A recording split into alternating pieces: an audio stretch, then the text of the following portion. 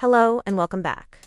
In today's video, I thought we would do 3 different designs, but with the same base, because many times you are already satisfied with the base and are unsure whether you really want to take the next step or not. My question to you is, which nail design would you have chosen and why? Feel free to leave a comment. What we will use today to make our nail design is magnet cat eye nail polish, black gel polish, reflective green glitter, and nail decoration. Of course, you can take similar materials, and it doesn't have to be the same as mine. Start by applying 2 layers of the black nail gel polish. Always cure the nail between the layers. The next step is to apply a thin layer of the silver cat eye gel polish. After that, we will use the magnet to get the effect before curing the nail. Next step will be applying a thin layer of top coat and cure. Finish the nail base by applying the nail chrome. And finish up the nail by applying top coat and cure the nail.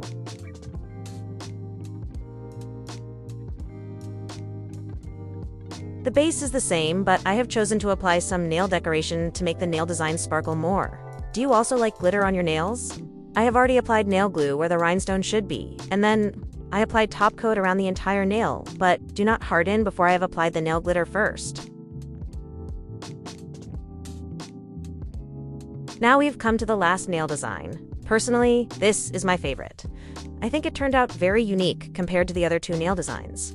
What do you think? I have already applied nail glue, where I will apply nail decoration and when I am happy with my placement. I cure the nail and finish with top coat and cure again. Well, what did you think? Sometimes, the most beautiful things can become even more beautiful with just a little tweaking. That's all for today, and I hope you learned something today.